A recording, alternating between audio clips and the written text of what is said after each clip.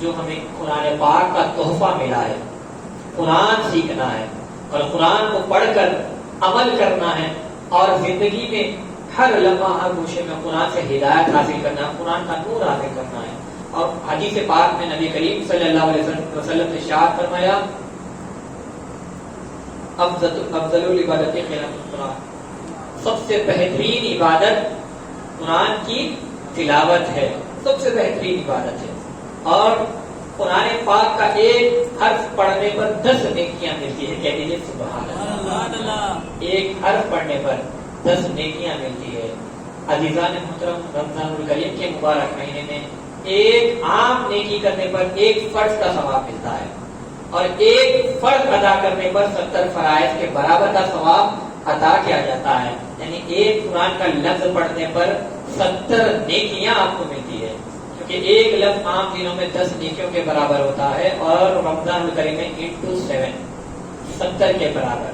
اگر آپ یہ نیت رکھیں کہ طلب العلم فریضۃ علی کل مسلم و مسلمات، علم کا حاصل کرنا ہر مسلمان مرد اور عورت پر فرض ہے، فرض ہے مجھ پر قرآن سیکھنا، یہ سوچ کر اگر آپ فرض کی نیت سے اگر قرآن سیکھتے ہیں تو پھر 70 فرائض ادا کرنے کا ثواب ملے گا. کہہ دو سبحان اللہ.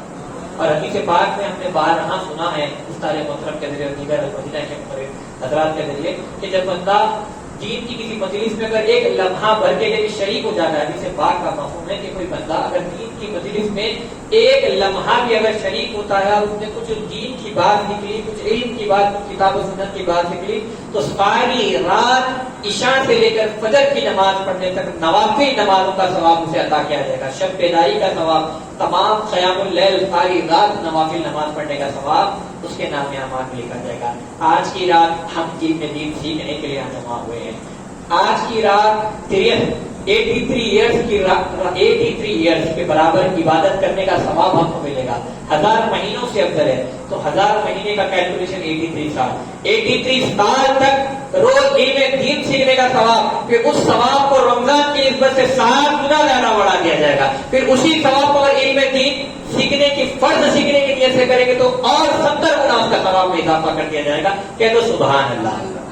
تو حضور صلی اللہ علیہ وسلم نے ارشاد فرمایا کہ سب سے بہترین عبادت قرآن کی تلاوت ہے اور تم میں سے بہترین شخص وہ ہے جو قرآن سیکھے اور سکھائے. من تعلم القرآن وعلمہ، تم میں سے بہترین شخص وہ ہے جو قرآن سیکھے اور سکھائے. تو قرآن سیکھنا ہم پر لازم ہے، ضروری ہے. پوری زندگی میں کم از کم ایک مرتبہ، کم از کم ایک بار ساری قرآن الحمد سے لے کر والناس تک آپ کو سیکھنا اور پڑھنا لازم ہے. اور ہو سکے تو قرآن کو سمجھنا بھی علماء کرام سے آپ پر لازم بنتا ہے، کیونکہ قرآن ایسے ہی نہیں آیا.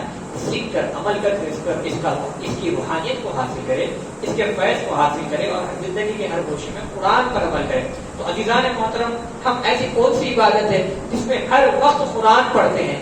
تو ہم نے نظر ڈالی تو ہم کو پتا چلا کہ قرآن پاک کو ہم ہر وقت عبادت میں شامل کرتے ہیں. وہ عبادت ہے نماز. کہہ دیجیے سبحان اللہ. کیونکہ بندہ جب نماز میں ہوتا ہے تو نماز میں واجب ہے اس پر کہ وہ سورہ فاتحہ پڑھے اور قرآن کی قرات کرے. جب بندہ نماز پڑھتا ہے تو قرآن بھی پڑھتا ہے نماز ہی کے اندر، تو قرآن کا بھی ثواب ملے گا اور نماز کا بھی ثواب ملے گا. عزیزان محترم، جب بات آ گئی نماز کی، نماز پڑھنے کے لیے آپ کو جو کچھ مسائل ہے، کچھ شرائط ہے، ان تمام شرائط کو جیسے آپ پورا کر لیں گے تب آپ نماز میں شامل ہو سکتے ہیں. تو میں آج آپ کو علم دین سکھانے کی طرف سے شرائط نماز بتاؤں گا. ایک مرتبہ بعد درود پاک پڑھ لیجیے گا. عزیزان محترم، قرآن پاک آپ نماز میں پڑھیں گے اور نماز پڑھنے کے لیے کچھ شرائط ہے. جیسا کہ شرائط نماز بغور سماعت فرمائیں. سب سے پہلے تو آپ کو باطہارت ہونا چاہیے. طہارت یہ پہلی شرط ہے. دوسری شرط سطر عورت ہونا، یعنی کہ مرد حضرات کے لیے ناف سے لے کر گھٹنے سے نیچے تک اتنا حصہ بدن کا ڈھکا رہنا ضروری ہے. یہ نماز کی شرط میں سے. تیسرا استقبال قبلہ یعنی قبلہ رخ ہونا.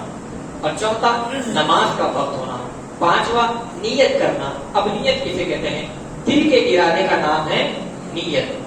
میں فلاں نماز اللہ کے لیے ادا کر رہا ہوں، میرا کعبہ شریف کی طرف پکا ارادہ دل میں، اسے نیت کہتے ہیں. نیت کرنا ضروری ہے. اگر آپ نماز پڑھتے وقت اگر الفاظ بھی نہیں دہرائیں گے یا نہیں کہیں گے مسئلہ نہیں ہے، لیکن نیت دل میں ہونا ضروری ہے. اگر آپ دل میں بھی نیت میں اور زبان سے بھی کلمات جاری کر لیں گے تو بہتر ہے، مستحب ہے. تکبیر تحریمہ یعنی کہ اللہ اکبر تکبیر والا، یہ تمام شرائط ہے. ان تمام شرائط کے پورے کرنے پر آپ نماز میں داخل ہو سکتے ہیں. بہت سمجھ فرمایا آپ نے.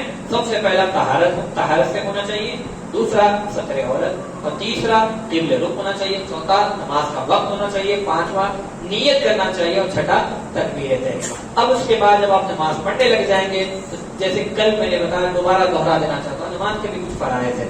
جیسے کہ تکبیر تحریمہ، نماز آپ کی شروعات ہوتی ہے، نماز میں آپ جوائن ہوتے ہیں، اس وقت آپ کو تکبیر سے نماز میں شامل ہونا، تکبیر تحریمہ. دوسرا ہے نماز میں قیام، یہ بھی نماز کے فرائض ہے، نماز میں کھڑے ہونا، قیام کرنا ضروری ہے. تیسرا قرات، جس کا ذکر میں نے ابھی کیا، قرآن پاک کی تلاوت کرنا، قرآن پاک کے سورے پڑھنا، الحمد شریف پڑھنا اور ضمنی سورہ پڑھنا. اس کے بعد رکوع کرنا، پھر سجود کرنا، پھر اس کے بعد قاعدے میں بیٹھنا. اس کے بعد آخر میں آتا ہے خروج بسنیہ، یعنی کہ خروج، نماز سے باہر نکلنا، السلام پھیرنا، السلام علیکم، سلام کرتے نا دائیں بائیں جانب، یہ آخری. یہ تمام شرائط نماز میں ہونا، نماز کے فرائض ہے، اس کے بغیر نماز ادا نہیں ہوتی. اگر ایک بھی فرض چھوٹ جائے گا تو آپ کی نماز سرے سے ادا نہیں ہوگی، نماز بلکہ آپ کی فاسد ہو جائے گی اور ٹوٹ جائے گی. عزیزان محترم، ہم نے علم دین سیکھنے کی غرض سے، قرآن پڑھنے کی غرض سے اور نماز میں خلوص اور اخلاص اور للہیت کے ساتھ ادا کرنے کی غرض سے آج یہاں جمع ہوئے ہیں. تو اللہ تبارک و تعالیٰ 1000 مہینوں سے بھی زیادہ ثواب ہمارے یہاں بیٹھنے پر ہمارے نام اعمال لکھے گا. کہتے ہیں سبحان اللہ. پھر ایک قرآن کا حرف پڑھنے پر 10 نیکیاں، اور رمضان کے تحفے میں آپ کو ایک نیکی کرنے پر جو ہے ایک فرض کا ثواب ملے گا. پھر آپ علم دین سیکھنے کی غرض سے اور فرض سیکھنے کی، فرض عبادت جو ہے آپ علم سیکھنے کی غرض سے یہ اس بات کو سمجھتے ہیں، سیکھتے ہیں، تو آپ کو 70 فرائض ادا کرنے کا ثواب ملے گا. اور جب آپ کی نماز درست ہو جائے گی، درست نماز پڑھنے پر اللہ اپنی شان کے مطابق آپ کو جتنے چاہے اتنے جو ہے انعامات سے، جتنے جو ثواب میں بلندی عطا فرمائے گا. تو اللہ رب العزت کی بارگاہ میں دعا ہے کہ اس گناہگار اور آپ تمام سامعین اس پر عمل کرنے کی توفیق عطا فرمائے اور اس کو دوسروں تک پہنچانے کی توفیق عطا فرمائے. سنانے سمجھانے بولنے بتانے میں کسی قسم کی غلطی کوتاہی ہو جائے تو اپنے نبی پاک صلی اللہ علیہ وسلم کے واسطے وسیلے و صدقے طفیل میں معاف فرمائے. وصلی اللہ تعالی علی محمد و علی آلہ وصحبہ اجمعین برحمتک یا ارحم